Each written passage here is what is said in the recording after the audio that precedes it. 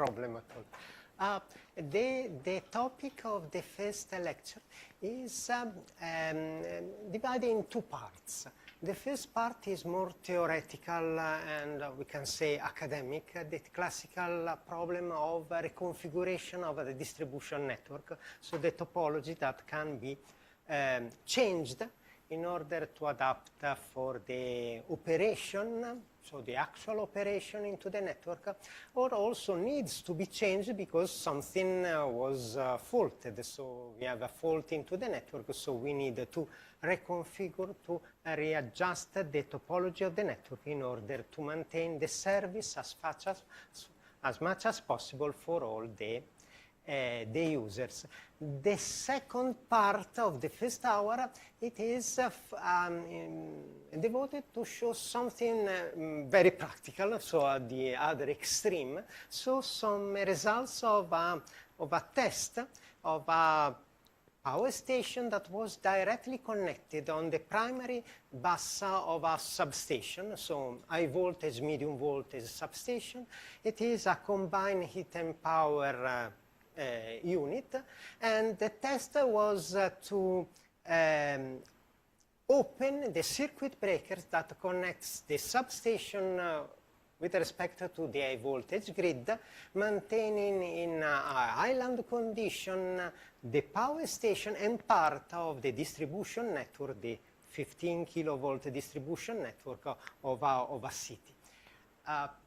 By using, for the monitoring and for the disconnection and reconnection, phasor measurement units. So I will start with the first part, that is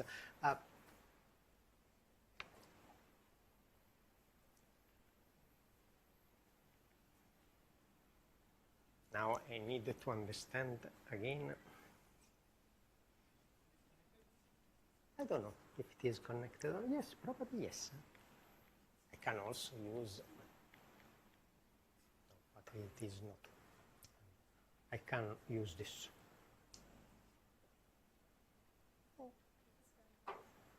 But I can use this.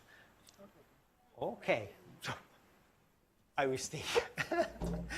Please interrupt me anytime so you see something of interest, or if you want to add something, or it is not so clear what I mean.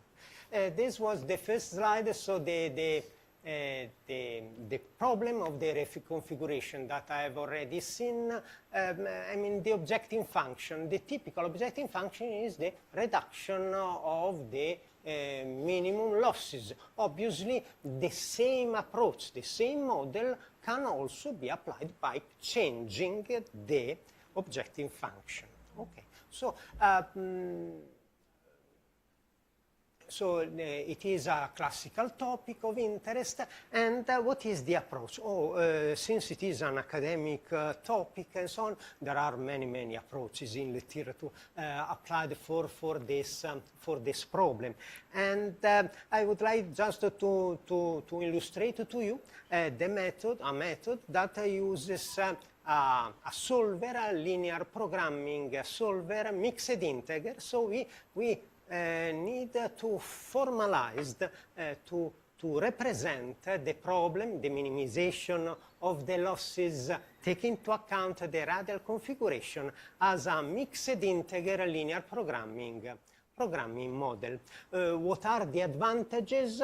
The typical advantage is that nowadays the solvers that are available for the solution of this kind of problems have a very good performance with respect also to the past, so they can solve problems with many integer variables also of reasonable dimension that can be applied in the practice. The other advantage for the mixed interlinear programming model is that in general, if the so-called gap, so the difference between the primal solution, the dual solution is small or zero, quite small, I mean, this solution is unique, so every time provides the same the same solution, and the timing of solution are a little bit known in advance. So we have no problems. So they are, I mean, in general, appreciated these properties by the people in the operating room that needs to use these tools and so on. So this lecture describes the mixed interlinear programming model that directly incorporates the typical operating constraints of distribution networks, taking into account the presence of embedded generation. Here the difficulty is, I mean, it is just to represent in a linear programming model the non-linearities that are associated with the problem, the square of the current, for example, or the power that is the product between the voltage and the current and so on. So I will...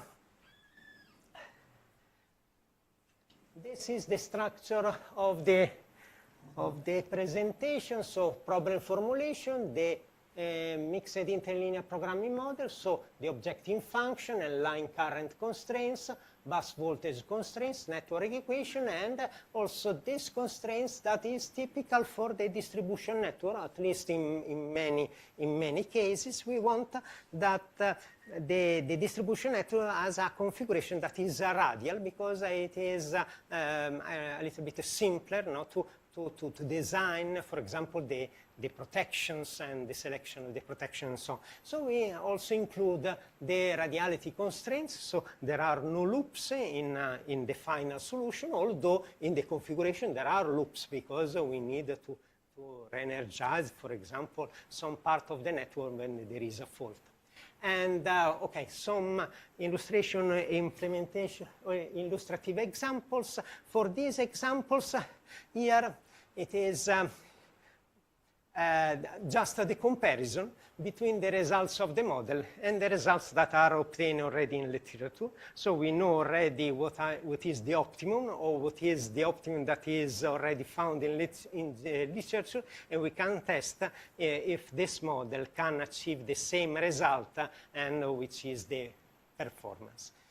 So I will just illustrate the problem formulation. That is we want to know which branches of the network put in operation, and which are the branches that are open in order to satisfy completely the demand into the network, so satisfy all the users, and with the minimum,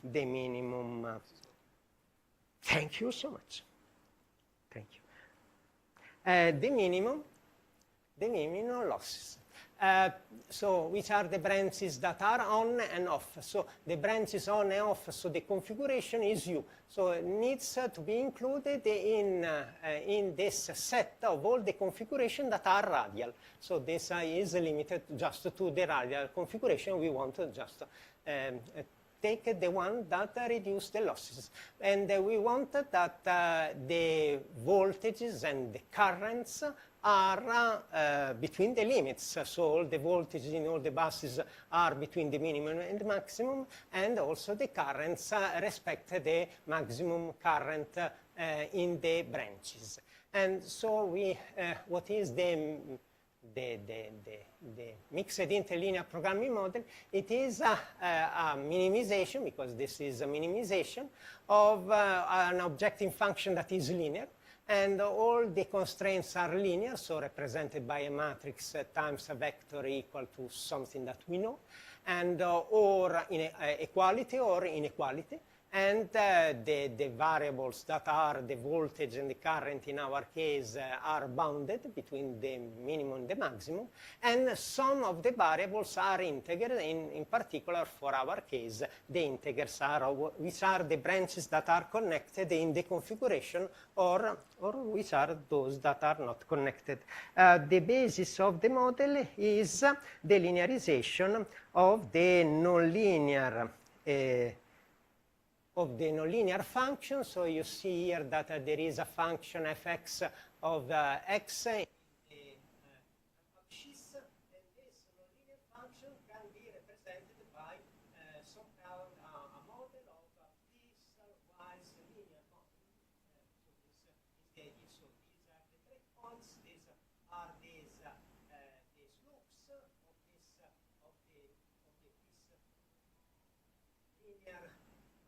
estimation that approximates the nonlinear function. In our case, the function is not so strange as this, but it is a little bit simpler because it is in general a square.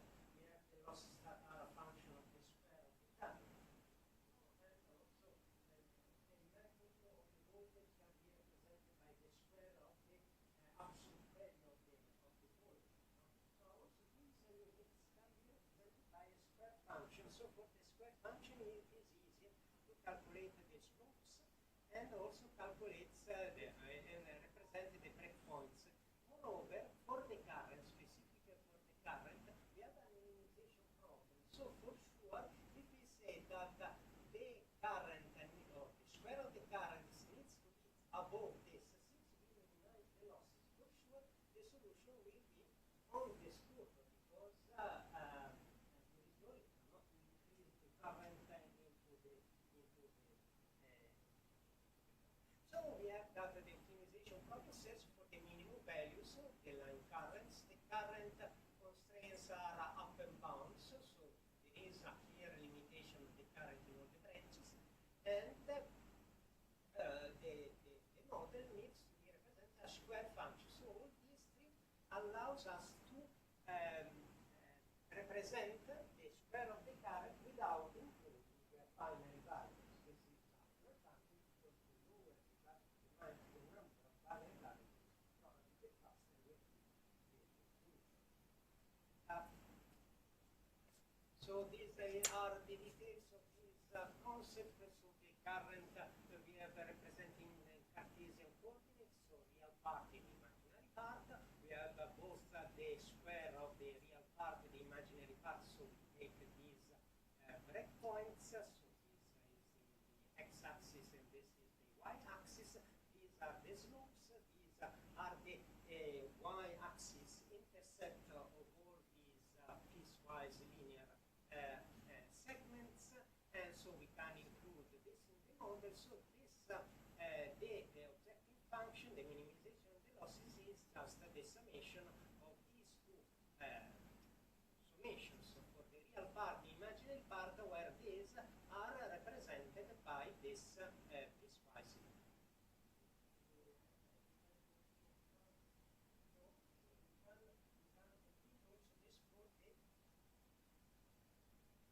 This objective function is basically minimization of that. Yes, the minimization of the losses. Probably I not mentioned that R is the resistance of the current. I just want to interrupt. Yeah, I don't think that this is property possible.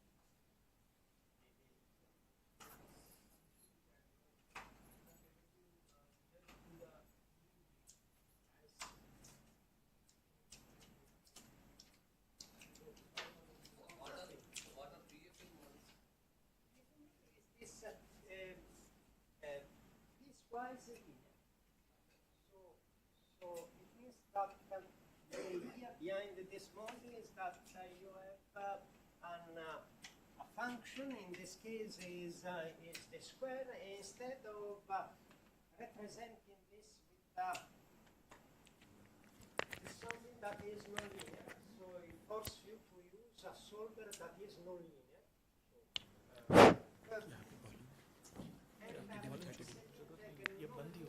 Are not so fast and without performance such as the mixed integer in general. So we approximate with some segments. Oh, I do apologize. Doing. Yes. Yes, we approximate with the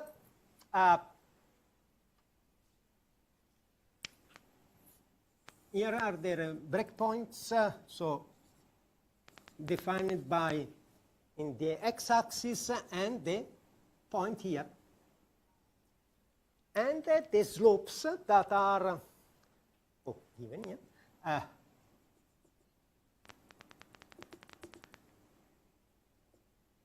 Of these segments. So you can see that there are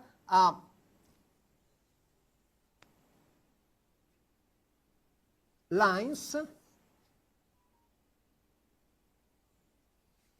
you see, And all the lines are characterized by a slope and a y-intercept. And if you say that the solution needs to be above all the lines, you see that you are representing the space, you have the constraints that the feasible space for this constraints is this space here.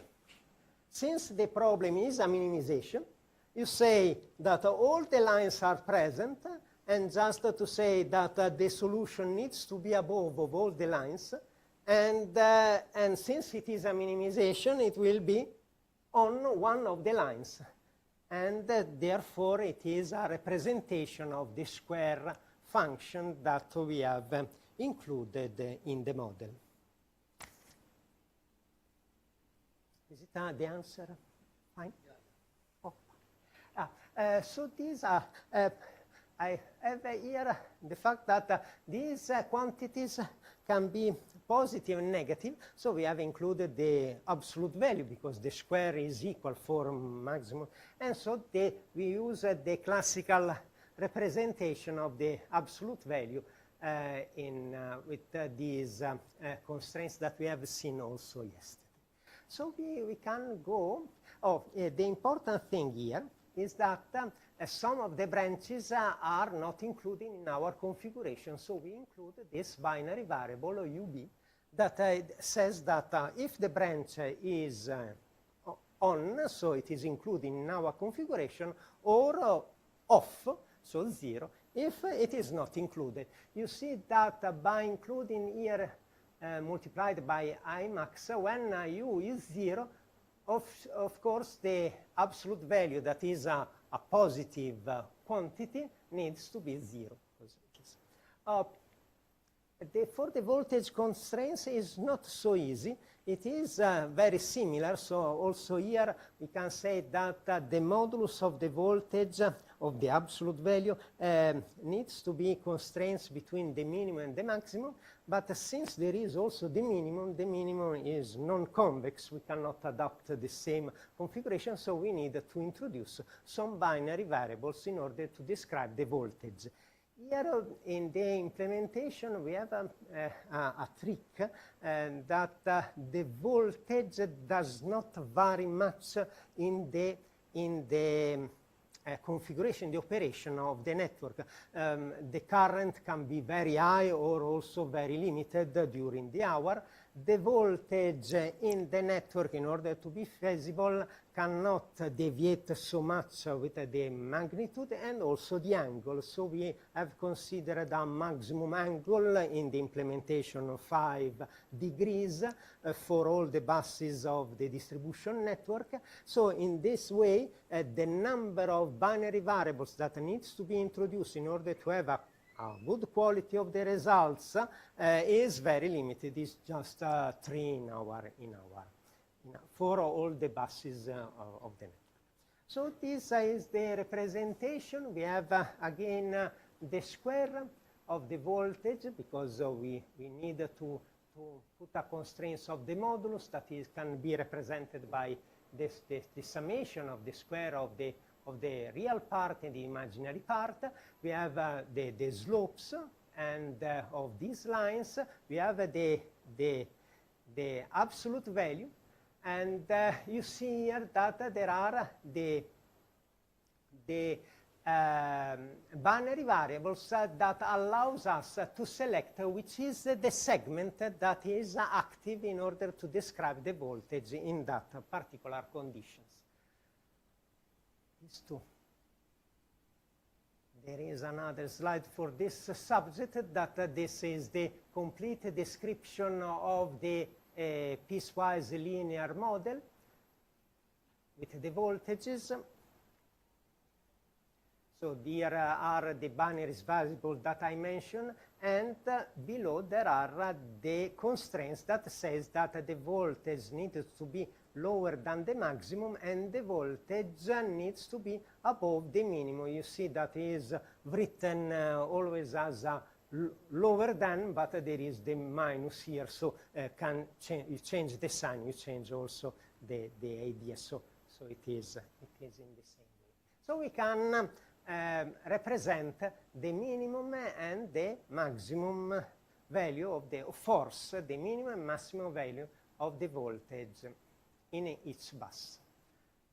So this is the representation, the network equation. This is quite simple because the relations between voltage and current, it is linear, and this is just the equation that says that the summation of all the current in each bus, it is equal to 0.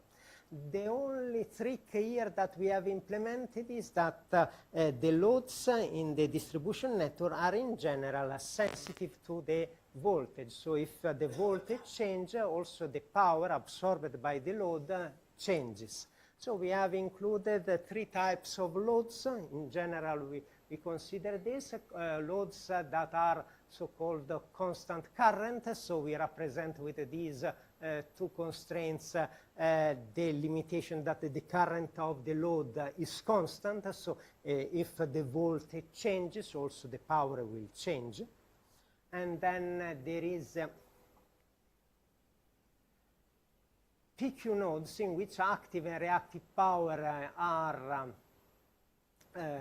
constant, and this is the linear representation, since we say that the voltage deviation are small, so we can introduce a small change representation, so small variation of the model that is linear. And we have also the last one. So this is the variation of the current for this sensitivity to the voltage that was included here. And we have also this one that is the PV node, in which we take into account that the fact that the voltage needs to be constant, or at least at the modulus of the voltage, and also the power, but the reactive power is just limited between a minimum and maximum. This is typical when you have a generator that controls the voltage, but in many cases we don't have this kind of distributed generators that fix the voltage in the distribution network. In general, they are considered a PQ buses in which the reactive power can be controlled, but with this equation we can also represent this situation of a generator that controls directly the voltage at the bus. So these are the line equations. I said before, the line equations here are quite simple because since it is written in voltage and currents, they are linear. They are not the usual power flow equation in which since they are written in power, they have the non-linearities inside. And this is for the real part, and this is for the imaginary part, obviously the resistance, reactance of the branch. And this delta V is included in order to say that if the branch is connected, this constraint needs to be valid. If the branch is not connected, the voltages at the end, at the terminals of the lines are free. And this is achieved by this binary variables. So you see that if this binary variables is equal to 1, this Bn and Bn simplifies, so delta V is constrained. But if U is equal to 0, this delta V, the voltage difference at the terminals, this or the slack is just constrained to this big number. I put just big number, or in another formulation you have just an M, big M method. So if the branch is on, this constraints it is equal to 0 with this delta V is equal to 0. If it is not included in the model, this delta V is free to be in very, very large. So it means that this constraint is not more forced. It is not there. Is it nice? This idea. This is the basis of this type of models, the so-called big M. Real or imaginary, both these constants will be equally.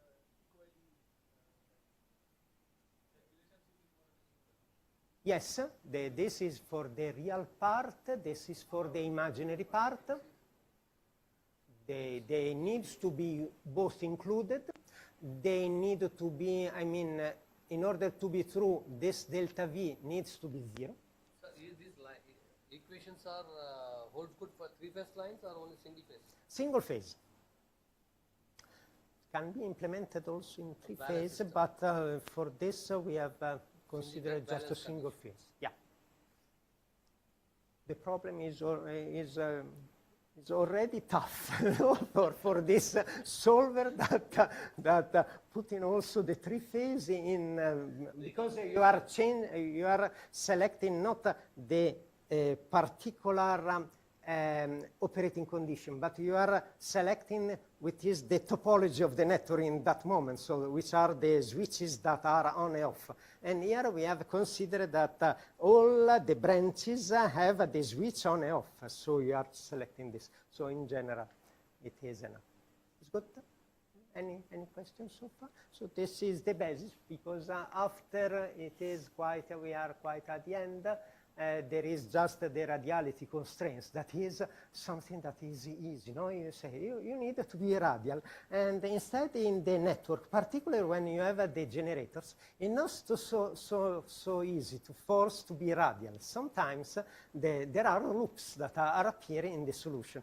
If you just force that the number of branches that are selected on in your branch is equal to the number of nodes, excluding the substation, so n-1 nodes, that is the typical constraint.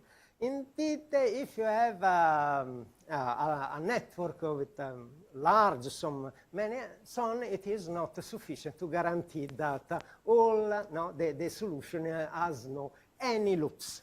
There is a model that is presented in the lecture by others, that is this model here, that includes these variables, and you see that there is a trick, because here it is the summation for all the branches that are connected to a bus K, and entering and leaving it is -1 with this equation here that says the number of the bus -1, the variables that says if the branch is on and off constrains this auxiliary variables, this is sufficient. So in general, this coupled with the first one guarantee that all the solutions are no contains any loops. We have seen in this model that it is sufficient, but the solver takes a lot of time when the network is big. So we have forced another thing. So we calculate before, for the given network, the number of possible cycles. And for all the cycles, the loops into the network, we say that the branches that are in the loop, that are here mentioned in this L, that are, if the branch is on the loop, so LBC says that if the branch is B is in the loop C, so or cycle C, no? And we say that you see the summation for all the branches, and then there is this association with the cycle multiplies your choice of 0, 1 if the branch is in the loop, and needs to be equal to the number of branches in the loop -1. So you open all the loops, because if a loop has 5, I don't know, you have a network like this, And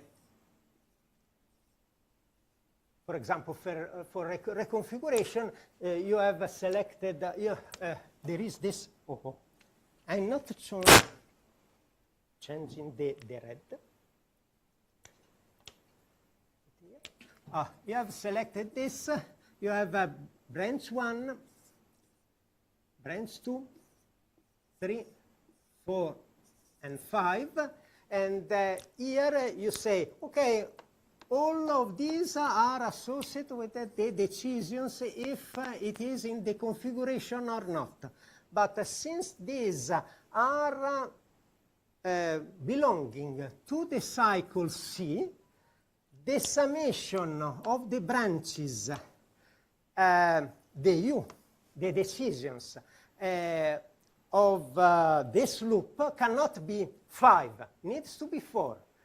So it means that at least one of these needs to be 0, needs to be disconnected. And this facilitates the solution. So in general, it is not true that if you limit the constraints, you have a faster solution. Sometimes, if you add some specific constraints, the solution is facilitated.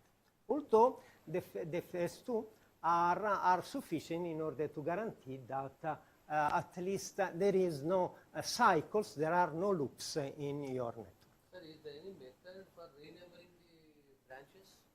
Oh, we have just numbered from 1 to the end, I will see. But there is no, I mean, a link with the method, the solution, so it is, can be anything. The thing here was just to pre-calculate what are the independent cycles into the, so we have just put a method that is known in the literature, that is just a spanning tree is determined by the depth first search. So we have just a search, there are also tools available.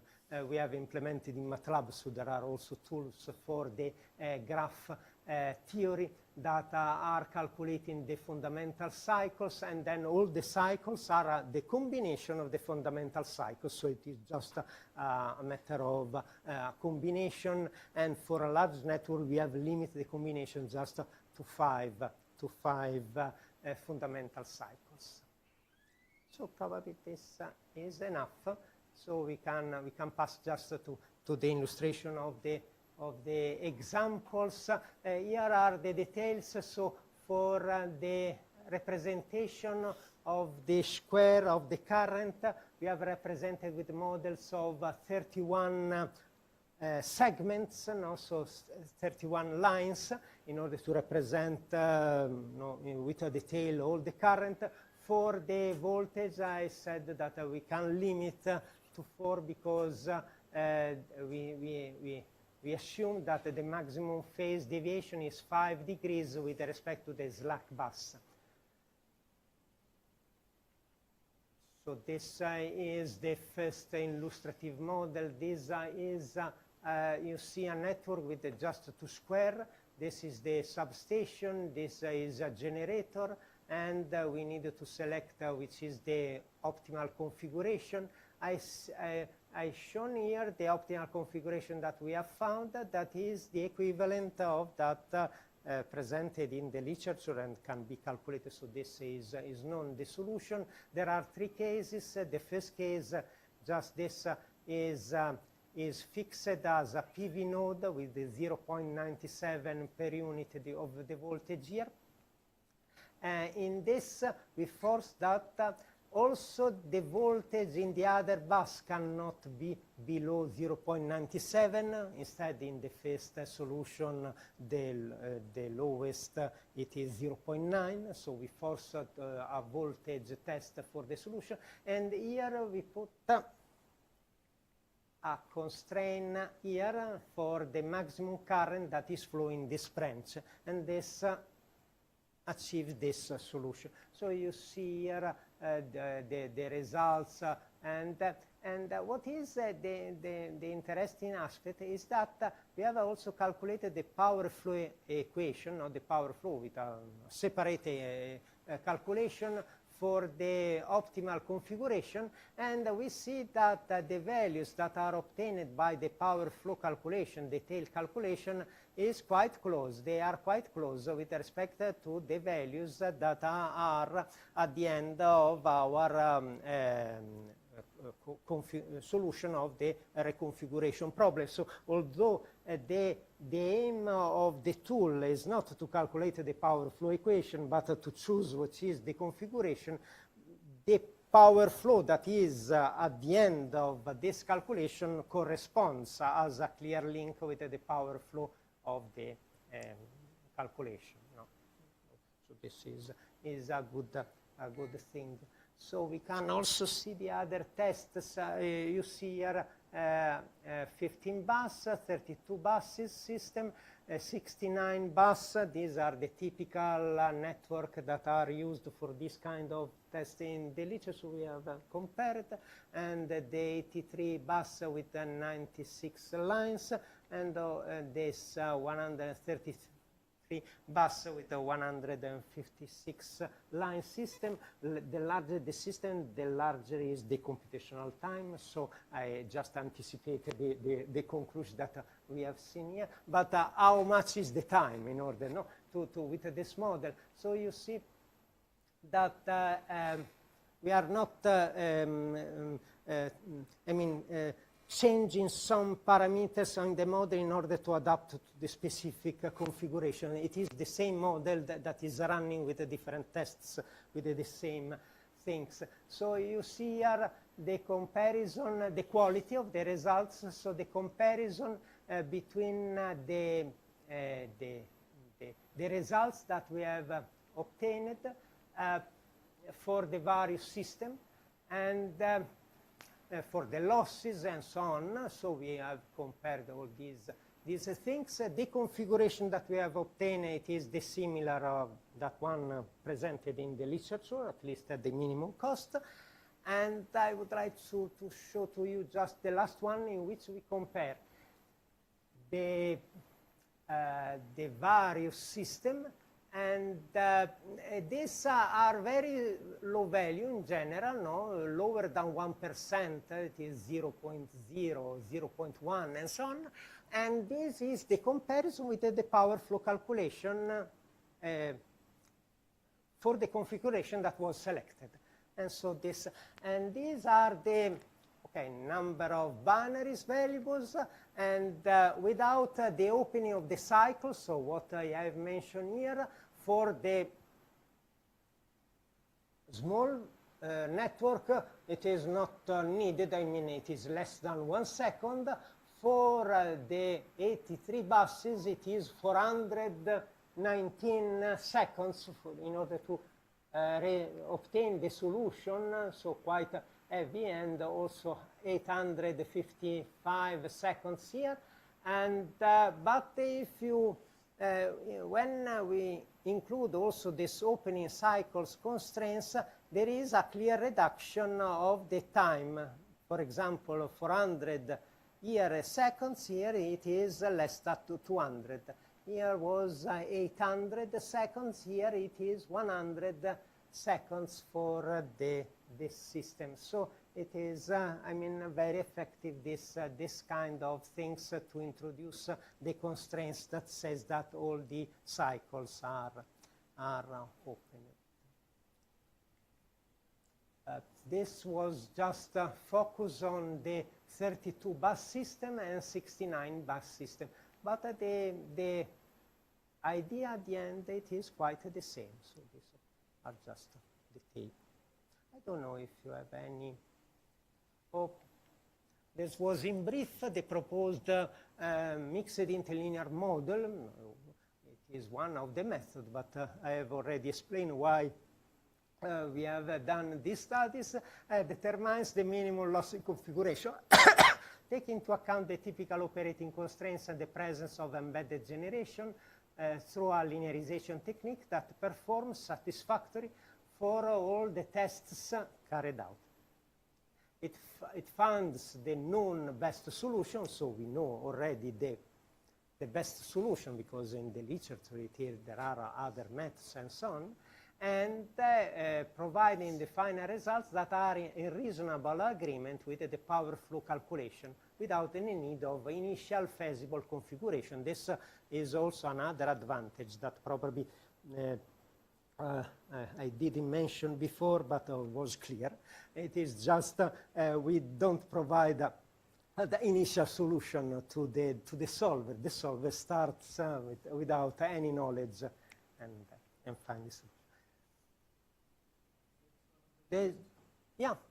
Because in other methods you need sometimes to say, start with some, so the computational times, it is also linked with how good it is the first solution that you provide to the method.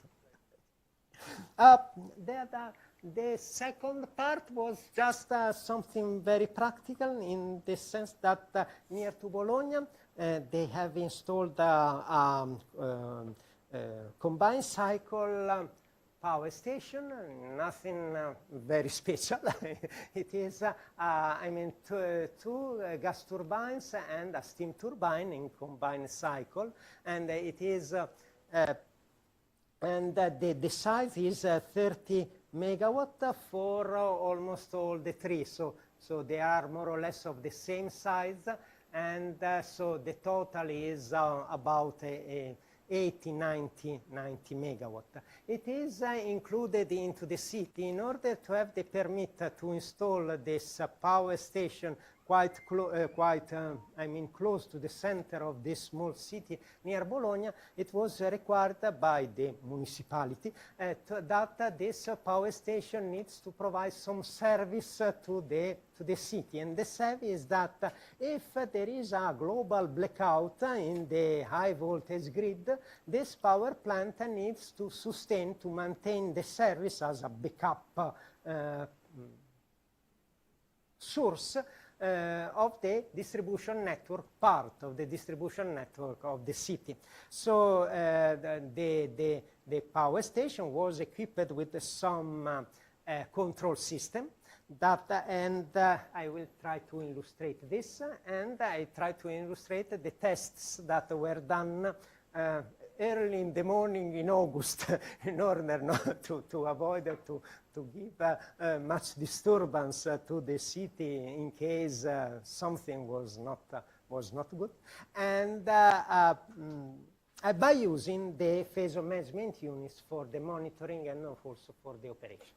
So I will try to describe a little bit better the system. There are these units with their transformers that are connected with the bus of the power station. So until here, this is the power station here. And there are gas turbines, 32.9 MVA, 33 MVA for the steam turbine, and the other gas turbine is identical for the first one. So you see that is less than 100 megawatt in total.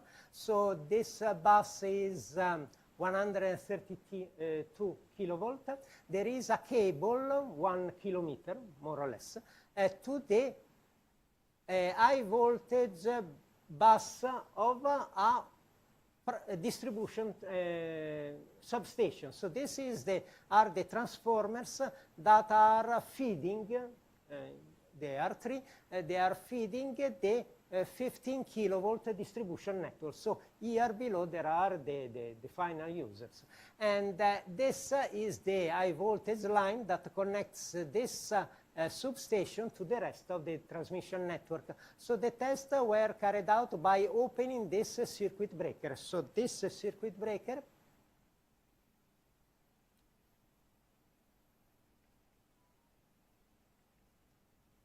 is opening abruptly, and the power station needs to be able to sustain the load.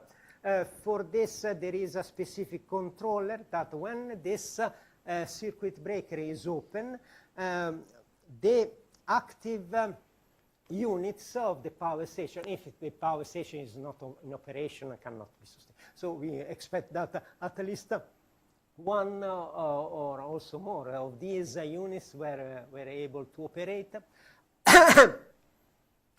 The steam unit can operate only if there is at least one gas turbine that is on, because there is no additional firing in the steam generator.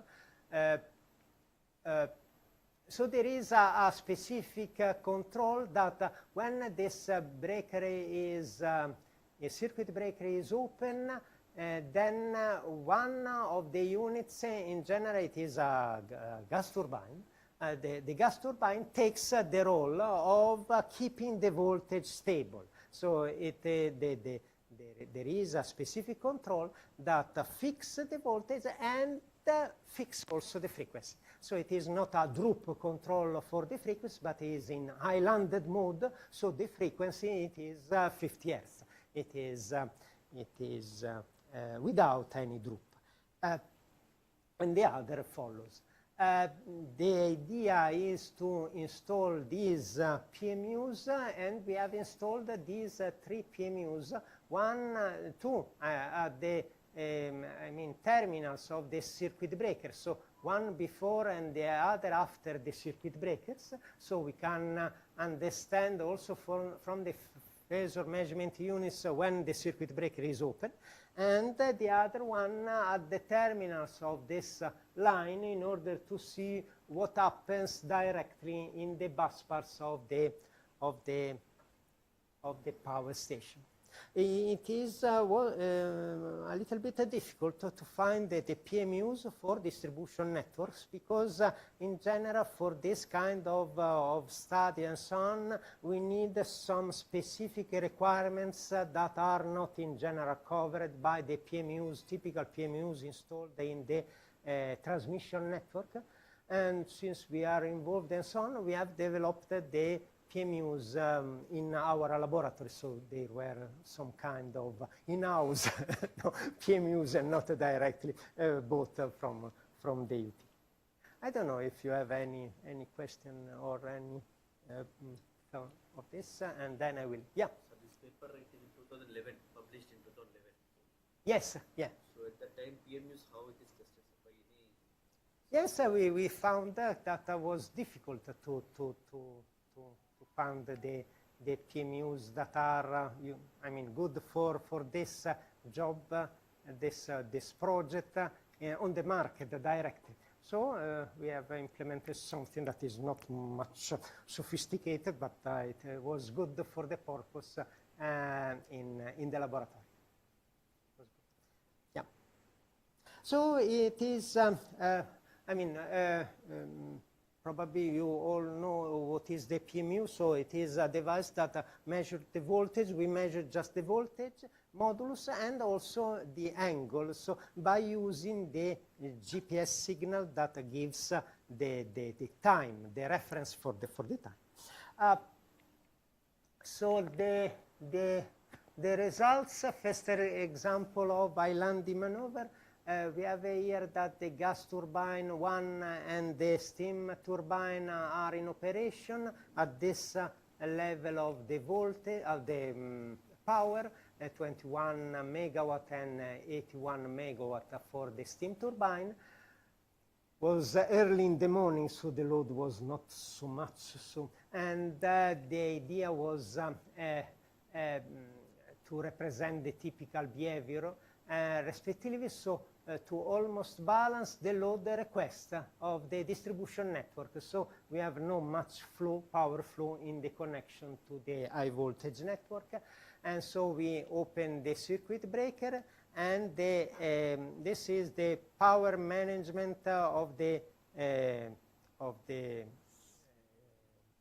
power station, or the disconnection of 2 distribution network feeders for a total load of 2 megawatt. So in this case, this is the configuration. These are the position of the PMUs, and this you see the frequency here, and this is the stable frequency in the system, and here the frequency in the islanded condition of the distribution network. And this was a good thing for us to see, because this corresponds also to the measurement of the speed of the turbine in the power station. So we can compare the accuracy of the PMU with respect to the actual measurement of the speed in the substation. Obviously, the speed is increasing, but you see that the gas turbine is able to control the frequency. Obviously, it is not exactly the same frequency of the network. And these are the measurement of the angles. So this is the angle. Here, until here, it is the connection, and then here we open the circuit breaker. So this is the angle between the two phasor measurement units that are at the terminals of the circuit breaker. And you see that the angle, it is increasing because the two networks are not more synchronized. And these are the angles between the phasor measurement units at the terminals of the cable that connects the power station to the distribution network. So you see that they are connected to this cable, so they are close. No? The idea was also to identify how much is the power in the cable by using this information. It is not very accurate. Probably we need to do so. But this was the idea. This is the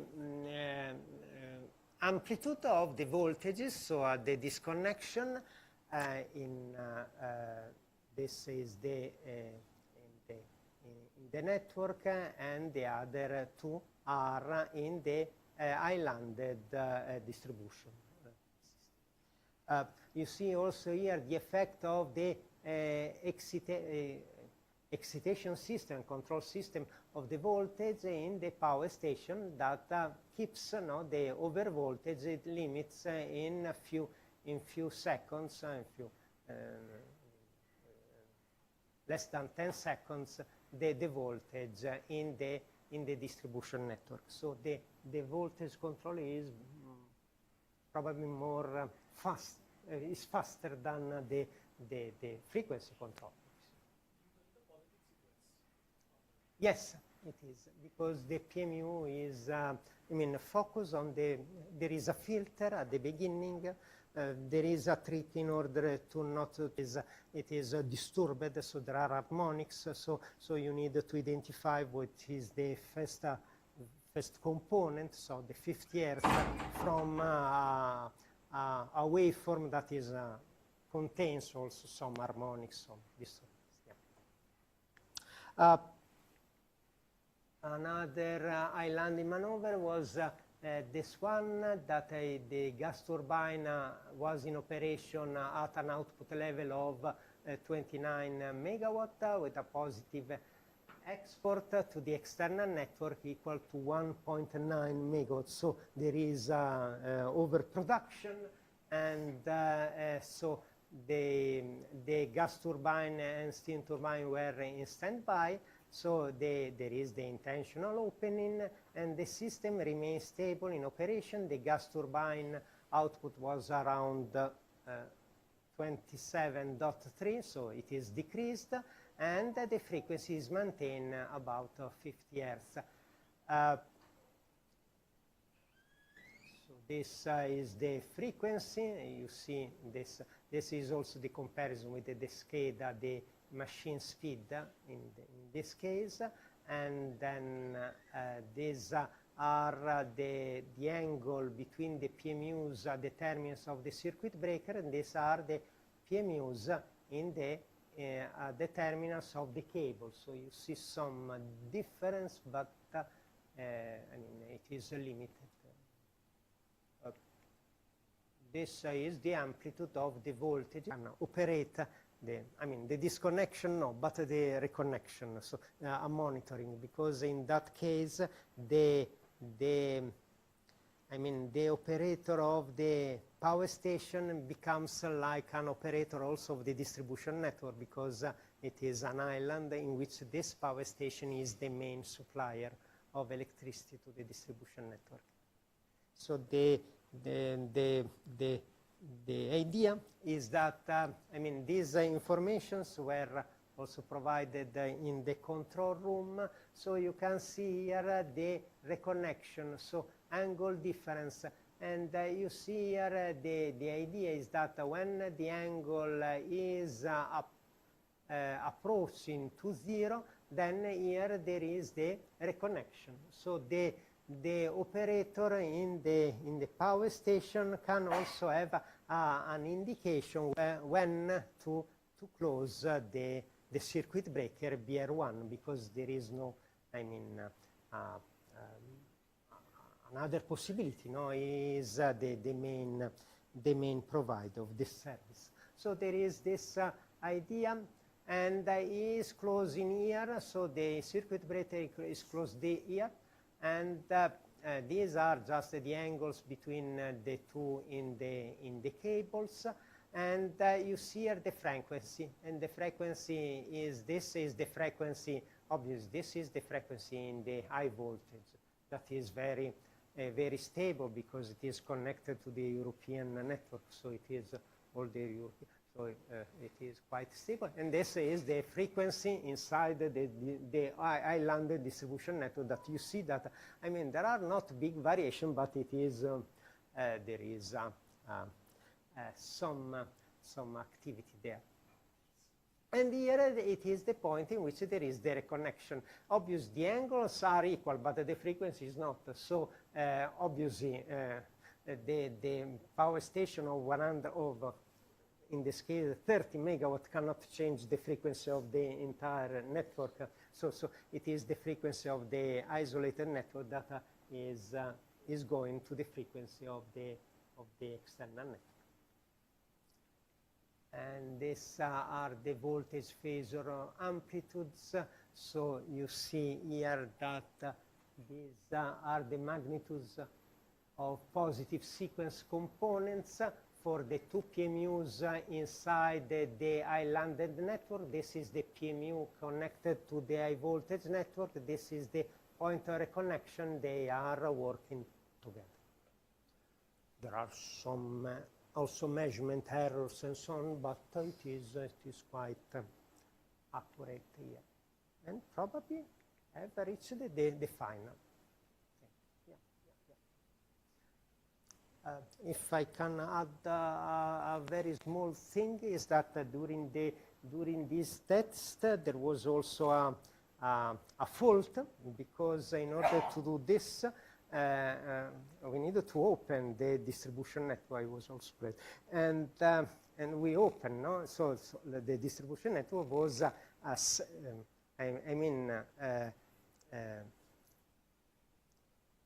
distinguished with respect to the distribution network that was not affected by these tests, no? And when you are in Ireland, the voltages at the terminals of the circuit breaker in the substation, I mean, in general, the voltages are angle 0, no? So they have the same voltage. But if you open the circuit breaker and this part of the network is in an island condition, this voltage has a frequency that is different from the voltage in the network. So there is a condition in which the voltages at the terminus of the circuit breakers are in opposition. In general, the circuit breaker can sustain the double voltage, the double rated voltage, but one of the old circuit breaker did not succeed. So there was a flash in the circuit breaker in the substation with respect to this. So this was something also that we keep in mind with the other test, was that if you want to to use in a flexible way, the distribution network, also the components probably needs to be updated. You cannot leave a circuit breakers that are there for many, many years, because probably if it is flexible, you can modify also the operating condition, and so he has a stress that he has not seen in all his life, because never have seen the voltage doubled at the terminals. This concludes this part. I would like to give the floor to Professor. We have two cases. One is with one gas turbine and one steam turbine. Yeah. Another one is with only one gas turbine. Yeah. So, is there any other cases that was tested? Or?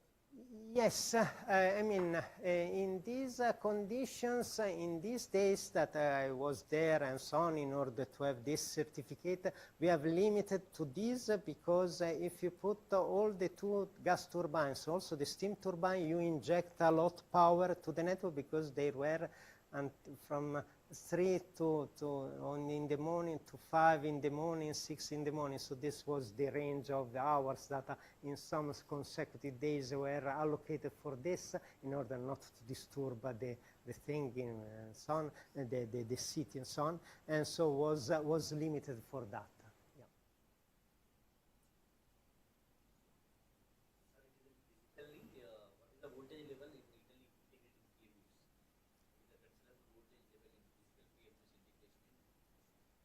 In distribution network, they are not much used in the distribution network. They are very common for the transmission. So in transmission network, there are, I think, more than 30 or 50. I have this number, of stations, of we can say buses of the transmission network. Particular are 400 kilovolt, particularly near to the border to the other networks that are equipped with this monitoring system based on PMUs. But in distribution network, until now, the use of PMUs is quite limited. So I'm not aware of many applications. Probably you know better. Yes, so this was the idea.